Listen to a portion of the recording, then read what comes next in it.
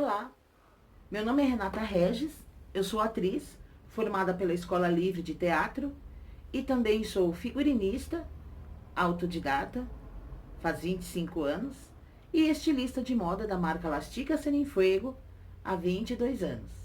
Também sou autodidata no estilismo. Mas hoje eu vim falar para vocês sobre figurino.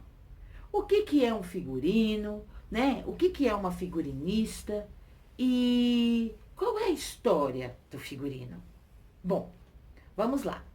Primeiro, o figurino é toda roupa e acessórios também que as pessoas vestem em apresentações artísticas, sendo ela teatro, dança, circo, novela, videoclipes ou cinema. Pode ser também shows de mágica e todas essas manifestações artísticas onde as pessoas estão vestidas. Então, se ela está vestida para essas manifestações, ela está com um figurino. O figurinista é aquela pessoa que pesquisa, que desenha, cria essas roupas para essas manifestações artísticas. Esse é o trabalho do profissional figurinista. Agora, o figurino em sua história começou lá atrás, nos tempos primitivos, com os povos primitivos. Quando eles se enfeitavam para fazer os seus rituais, eles usavam figurinos. Poderiam ser peles de animais, eles se enfeitavam com as coisas que eles tinham, né, naquela época, que eram peles de animais, dentes dos animais em seus colares, pinturas corporais feitas com os materiais que estavam próximos a ele e que vinham da natureza, ramagens e todas essas indumentárias, esses figurinos que compunham esse ser para que ele realizasse então o ritual, fingindo ser um animal ou algum deus. Lá no século VI, quando o teatro começa na Grécia, os rituais de dança eram muito famosos. Muitas pessoas gostavam de ir até lá ver, principalmente os ritos dionisíacos, os rituais dionisíacos. Dentro dos rituais dionisíacos existia o ditirambo, que era dança com mímica. E também existia a poesia com coral. A poesia coral, isso. E é dessa poesia coral que surgiu a palavra coreografia. Bacana, né? Pois é. Nas apresentações artísticas, eles usavam, como eles ficavam muito longe do público, eles usavam sapatos muito altos, com saltos muito altos, que eles chamavam de coturnos. Usavam togas gregas normais, roupas gregas normais, né? Só que em tamanho muito maior, com muito mais pregas, porque eles ficavam bem altos com esses sapatos. Pareciam assim umas esculturas. E usavam máscaras também, muito grandes. Essas máscaras tinham buracos que faziam com que a voz do ator ficasse projetada, bem mais alta, para que o público que estava longe pudesse ouvir. Eles usavam luvas também. Luvas para que os seus movimentos pudessem ser acompanhados ao longe. Pois é. Lá nos rituais também, do ditirambo, os manifestantes, o público, se vestia, tanto os dançarinos também dessas apresentações, se vestiam com guirlandas com folhas de vinha, com peles de bode e também com máscaras. Já no teatro romano, eles usavam coisas bem parecidas com o teatro grego, sabe? Só que tinham algumas diferenças. Por exemplo, eles usavam coturnos também, que eles chamavam de coturnos, que eram esses sapatos com saltos altos. Só que eles usavam togas com uma faixa de 20 centímetros, mais ou menos, que eles amarravam em volta do corpo. Usavam máscaras também e luvas. E eles eram realmente maiores, porque isso fazia muito sucesso. muito sucesso entre o público. Então, ele, eles gostavam de deixar isso o mais glamuroso possível. Eles usavam também uma espécie de cocar alto, conhecido como oncos. O teatro tinha um caráter um pouco diferente do grego, que era mais focado na dança e no culto aos deuses. O teatro romano tinha um caráter de divertimento, era uma sátira, cheia de obscenidades e palavrões, apresentada com um visual cômico e dramático. Geralmente esses números, essas apresentações, eram dominados por jogos circenses e muita acrobacia, em que apenas um ator representava vários personagens, apenas trocando de máscara. Nossa, eu fico pensando, esses atores deviam ser muito bons mesmo, porque olha, ficar um tempão se apresentando, fazendo vários personagens, decorando vários textos e apenas com uma troca de máscara para um público que ficava bem longe, e ele tinha que ser grande, ele tinha que ser, né, grande. O figurino já ajudava nisso. Mas nossa, eu só de falar já tô cansada. Os trajes eram variados em Roma, viu? Porque dependia da encenação. Como havia uma grande audiência, como eu já lhe falei, os romanos resolveram esse problema usando trajes certos para encaixar em cada personagem. As máscaras se diferenciavam pela cor. Os homens usavam máscaras marrons e, como a mulher ainda não podia atuar, os homens mais jovens representavam as mulheres. Então, os homens mais jovens que representavam as mulheres usavam uma máscara branca, e toda máscara que representava a mulher tinha os olhos maiores e a boca bem maior também. A peça de vestuário dos romanos era uma toga. Uma faixa, eu já falei, né? Que amarrava mais ou menos aqui, ó, em volta do corpo, mais ou menos na cintura. Só que eles tinham cores diferentes, dependendo do personagem.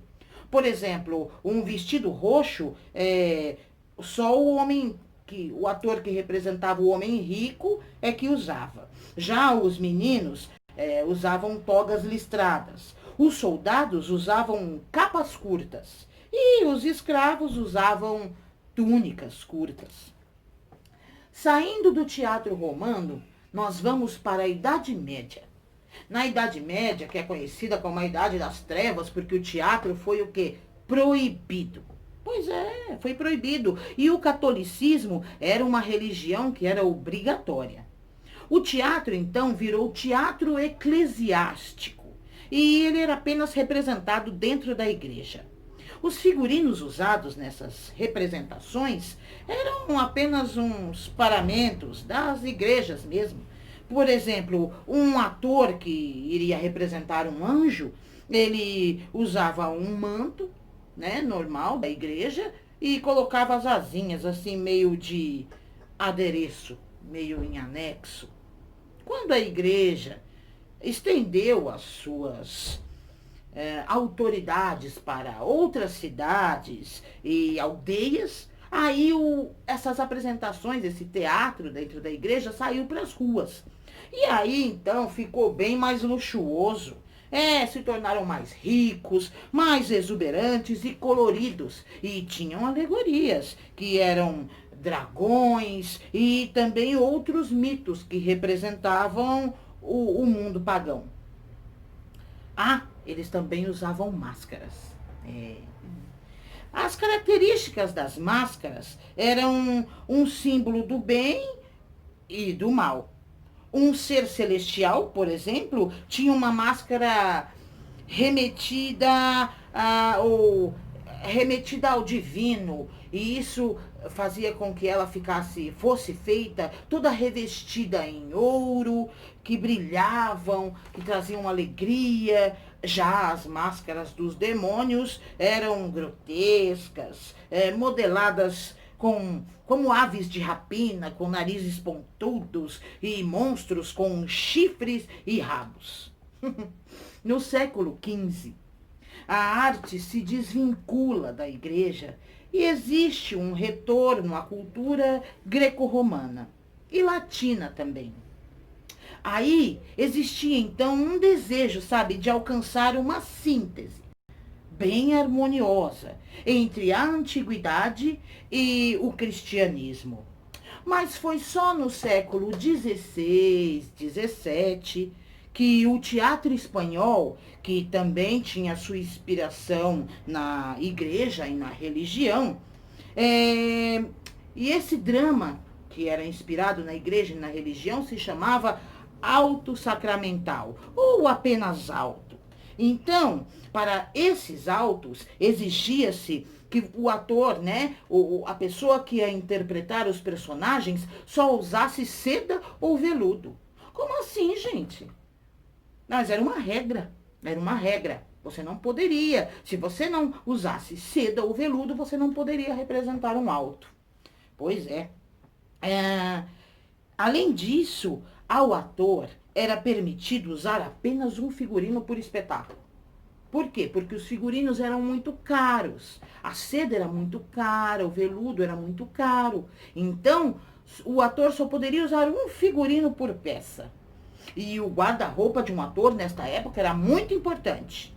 Porque se você tivesse um ótimo guarda-roupa, a sua chance de conseguir trabalho era bem maior. Qual melhor o seu guarda-roupa, qual melhor os figurinos, e mais bonitos os figurinos e mais caros os figurinos dos atores, mais fácil você conseguia vender a sua apresentação.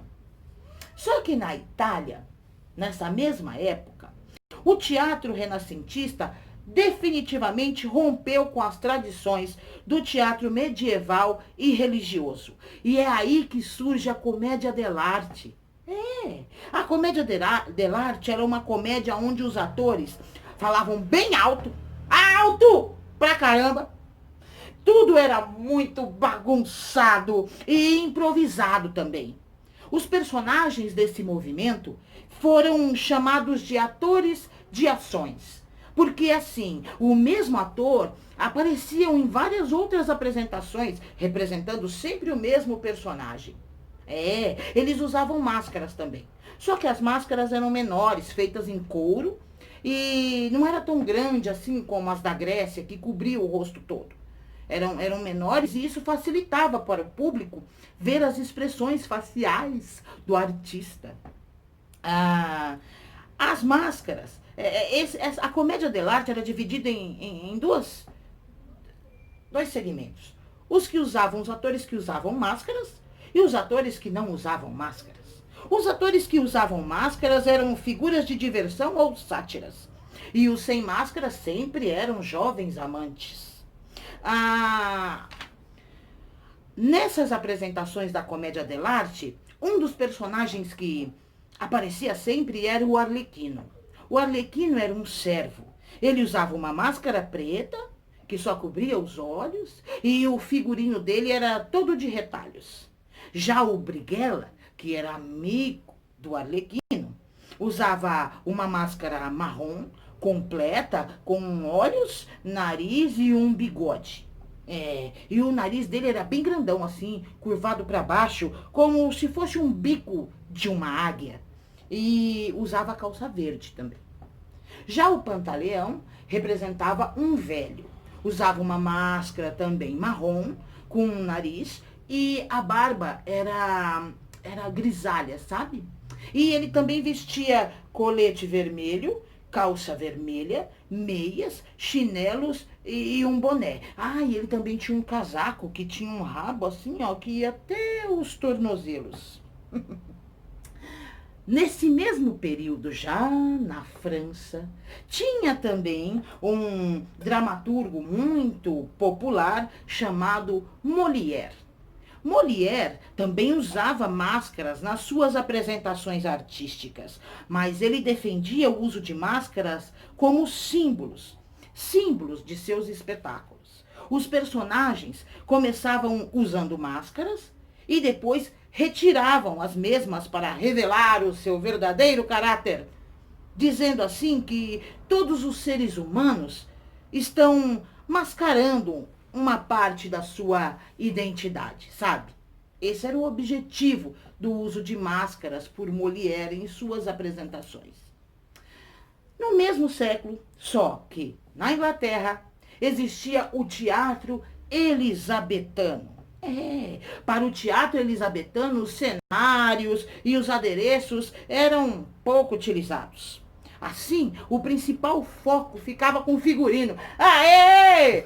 Aê! A primeira vez que isso acontece! Muito bom! Muito bom! Fico feliz, valeu, teatro elisabetano. Sendo assim, ele foi dividido em categorias, né? Tinha o traje, os trajes foram divididos em categorias. Temos assim os trajes antigos, que eram um termo, né, usado para descrever roupas fora de moda, que foram usadas para representar um período antigo.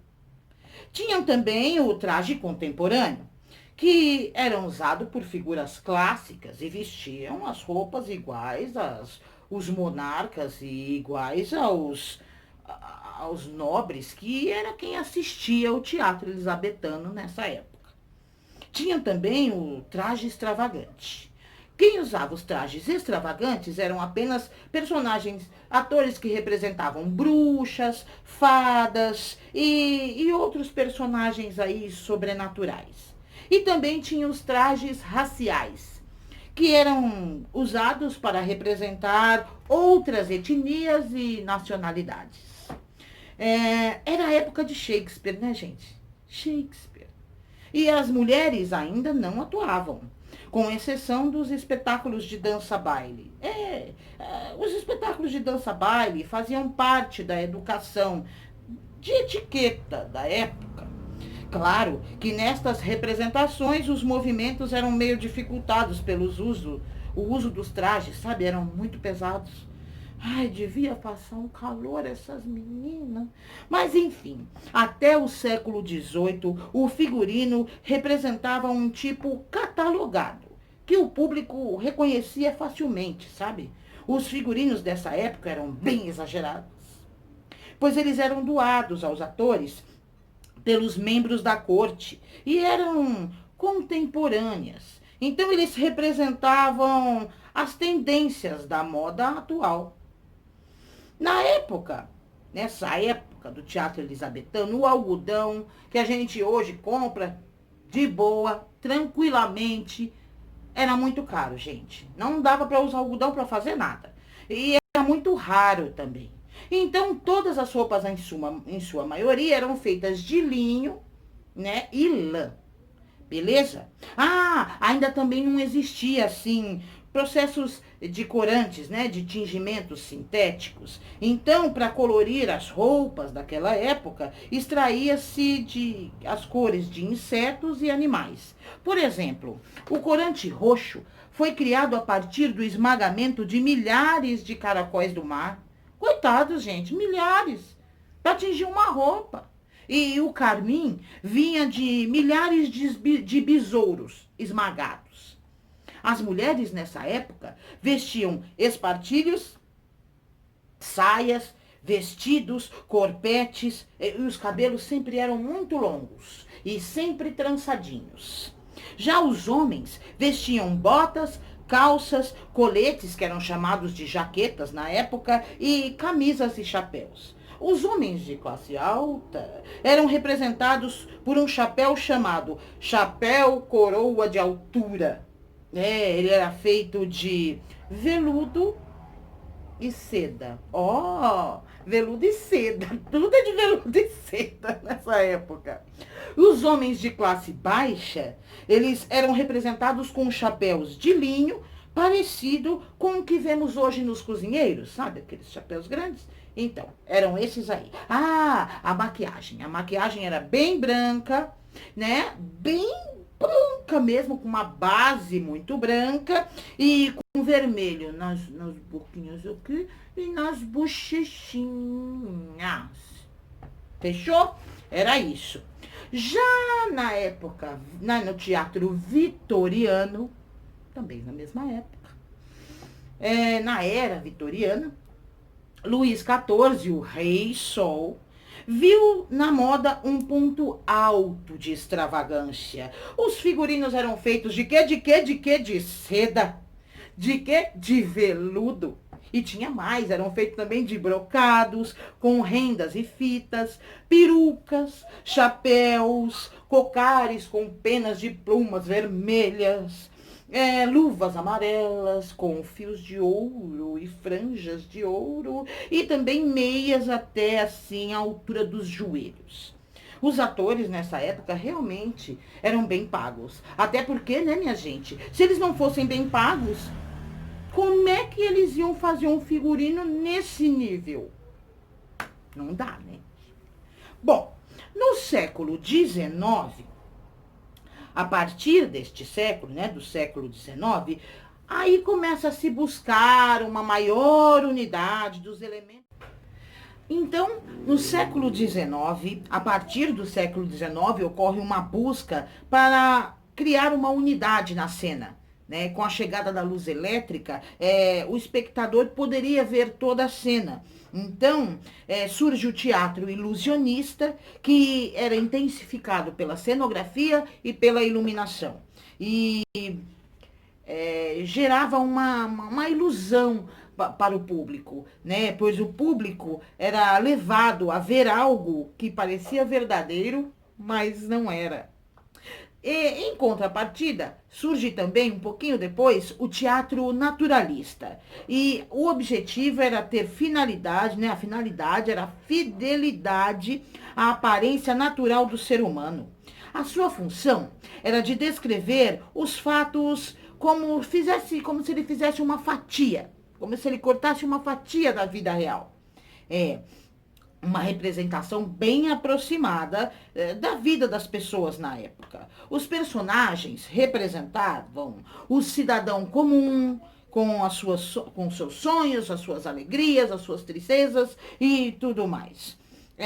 Existia também uma busca de aproximação, de identificação entre o público e o personagem. A partir deste momento, então, surge uma preocupação com o figurino, surge também essa preocupação com uma iluminação, para que o personagem, o ator, pudesse se identificar com o personagem. Isso veio de Stanislavski e sua técnica de verdade cênica. No final do século XIX, surge, em oposição ao naturalismo, uma linha mais subjetiva, o simbolismo, que era um movimento que explorou a vida espiritual, o mistério, o estranho, onde a reação emocional à arte é mais importante que a intelectual. O que sustenta o espetáculo é o irreal, com a intenção de que o espectador utilizasse a sua própria imaginação para completar a peça que estava assistindo. E para alcançar essa meta, o cenógrafo, figurinista, tinha que ter uma integração total. E o que era obtido por meio do trabalho de apenas uma pessoa que sintetizava todas essas coisas. Geralmente era um artista plástico ou um pintor que usava a mesma paleta de cores nos figurinos e no cenário, a fim de criar essa unidade cênica. Já no século XX, torna-se imprescindível a figura do diretor para administrar as etapas de construção de uma peça teatral. Aí, artistas especializados começam a ser contratados e futuramente se tornaram cenógrafos, figurinistas, iluminadores e etc. Os espetáculos passaram a interagir com o público, passaram a ficar procurando estabelecer uma relação entre a realidade e o mundo cênico, onde o figurino passa finalmente, a se preocupar com a construção do personagem, com a sua expressão corporal e etc. Nós, figurinistas, recombinamos formas, nós entrelaçamos essas formas, tingimos, envelhecemos na busca da criação de um código capaz de permitir a comunicação direta entre a cena e o público. E como que nós fazemos isso? Ah, mas isso é assunto para a próxima aula. Vai ter uma próxima. E lá eu vou te explicar tudinho quais são as formas de se fazer um figurino. Muito obrigada. Eu espero que vocês tenham gostado bastante. Podem me procurar nas redes sociais, caso tenham alguma dúvida. O Instagram é @regisnata. Ou vocês podem também mandar um e-mail para renataregis.figurinista@gmail.com. Tá bom? Um beijo, obrigado e até lá!